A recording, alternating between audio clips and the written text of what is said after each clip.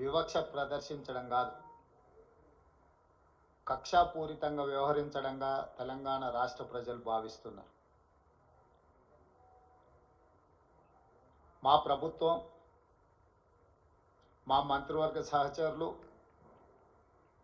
18 సార్లు ఢిల్లీకి వెళ్ళి ప్రధానమంత్రి, హోంశాఖ మంత్రి, ఇతర మంత్రులను, ప్రభుత్వ ఉన్నతాధికారులను కలిసి రాష్ట్ర పునర్విభజన చట్టంలో పొందుపరిచిన, పార్లమెంట్ ఆమోదించి హక్కులను కల్పించిన విషయంతో పాటు ఈ 10 సంవత్సరాలలో గత ప్రభుత్వం వివక్ష వల్ల, గత ప్రభుత్వం యొక్క అసమర్థత వల్ల జరిగిన నష్టాన్ని కూడా సవరించి తెలంగాణ రాష్ట్రానికి అవసరమైన నిధులను విడుదల చేయాలి అని చెప్పి మేము ప్రయత్నం చేసినాం. స్వయంగా నేనే 3 సార్లు ప్రధానమంత్రిని కలిసిన. మొదటిసారి తెలంగాణ రాష్ట్రంలో ప్రభుత్వం ఏర్పడిన వెంటనే నేను, ఉప ముఖ్యమంత్రి బట్టి విక్రమార్క గారు ప్రధానమంత్రి గారిని కలిసి ఎన్నికలు ముగిసిపోయినాయి, వివక్ష లేని, వివాదాలు లేని సత్సంబంధాలను రాష్ట్ర కేంద్ర ప్రభుత్వాల మధ్యలో నెలకొల్పి అభివృద్ధికి ఒకరికొకరం సహకరించుకొని ముందుకు వెళ్తామని మొదటిసారి కలిసి చెప్పడం జరిగింది. రెండవసారి నరేంద్ర మోడీ గారు తెలంగాణ రాష్ట్ర పర్యటనకు వచ్చినప్పుడు ఆదిలాబాద్లో నేనే స్వయంగా వెళ్ళి వారికి స్వాగతం పలికి ఆ రోజు ఒక అడుగు నేను ముందుకు వేసి, ఈ దేశంలో ప్రధానమంత్రి పెద్దన్న లాంటి వాడు, మీరు పెద్దన్నలాగా వ్యవహరించాల్సిన అవసరం ఉన్నది. రాష్ట్రాల అభివృద్ధి జరగాలి అని అంటే నిధుల కేటాయింపులతో పాటు అనుమతులు వేగంగా ఇవ్వాలి.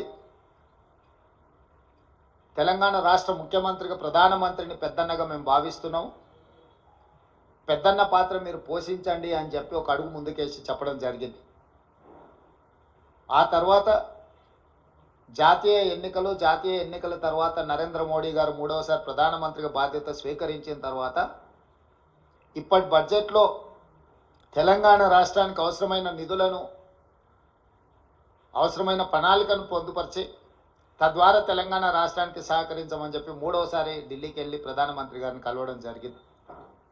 అన్ని సందర్భాలలో బేసిజాలకు తావు ఇవ్వకుండా, అనవసరమైన వివాదాలకు అవకాశం ఇవ్వకుండా, ఈ దేశ ప్రధానమంత్రి వివిధ రాష్ట్రాల ముఖ్యమంత్రులకు పెద్దన్నలాగా ఉండాలి, మిమ్మల్ని మేము పెద్దన్నగా భావిస్తున్నాం, మా రాష్ట్రానికి చాలా సంవత్సరాలుగా వివక్ష జరుగుతున్నది కాబట్టి ఈ వివక్షను తొలగించి మా నిధులు కేటాయించండి అని వారిని కలిసి చెప్పడం జరిగింది.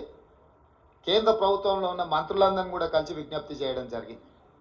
కానీ ఈరోజు వికసిత్ భారత్ 2047లో 48,21,000 కోట్ల రూపాయలతోని బడ్జెట్లు ప్రవేశపెట్టి, అదేవిధంగా బడ్జెట్ మొత్తం సారాంశాన్ని చూస్తే మొత్తం బడ్జెట్లో తెలంగాణ అనే పదాన్ని నిషేధించిండ్రు. తెలంగాణ అనే పదాన్ని కూడా పలకడానికి కేంద్ర ప్రభుత్వము ఇష్టపడడం లేదు. 10వ బడ్జెట్ సమావేశాల సందర్భంగా ప్రధానమంత్రి గారు తెలంగాణ రాష్ట్ర ఏర్పాటు ప్రక్రియను తప్పుపట్టినప్పుడు, తెలంగాణ రాష్ట్ర ఏర్పాటు ప్రక్రియనే పార్లమెంటు విధి విధానాలు ఉల్లంఘించి ఏర్పడింది అని అన్నప్పుడు వారి మనసులో ఇంత కక్ష ఉంది తెలంగాణ పట్ల అనేది తెలంగాణ ప్రజలు ఊహించలేదు.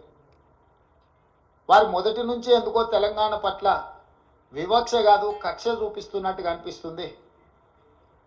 గతంలో కేంద్రంలో ఉండే ప్రభుత్వాలకు ప్రతిపక్ష పార్టీలు అధికారంలో ఉన్న రాష్ట్రాల పట్ల వివక్ష చూపిస్తారని చర్చ జరిగితే అది ఎట్లుంటుందో మాకు అర్థం కాలేదు. కానీ ఇప్పుడు నరేంద్ర మోడీ గారి ప్రభుత్వము వివక్ష కాదు, కక్షాపూరితంగా తెలంగాణ ప్రజల పట్ల వ్యవహరించింది అని చెప్పి స్పష్టంగా మా ప్రభుత్వం భావిస్తున్నది. ఏపీ పునర్విభజన చట్టంలో భాగంగా ఆంధ్రప్రదేశ్కు రాజధాని నిర్మించడానికి, ఆంధ్రప్రదేశ్కు పోలవరం నిర్మించడానికి, ఆంధ్రప్రదేశ్లో వెనుకబడిన జిల్లాలకు నిధులను కేటాయించడానికి, ఎన్ని రకాలుగా ఆంధ్రప్రదేశ్కు నిధులను కేటాయించాలనో అన్నిటికీ ఆంధ్రప్రదేశ్ పునర్విభజన చట్టాన్ని ప్రస్తావిస్తూ ఆ నిధులు కేటాయించడానికి ఒక అవకాశంగా తీసుకున్నారు. ఆంధ్రప్రదేశ్కి ఇచ్చే నిధులను ఆంధ్రప్రదేశ్కు ఎందుకు ఇస్తున్నారని మేము అడగడం లేదు. పునర్విభజన చట్టంలో భాగంగా ఆంధ్రప్రదేశ్కు నిధులు ఇచ్చినప్పుడు పునర్విభజన చట్టంలో భాగంగా తెలంగాణకు నిధులు ఇవ్వాలన్న బాధ్యత కేంద్ర ప్రభుత్వానికి లేదా?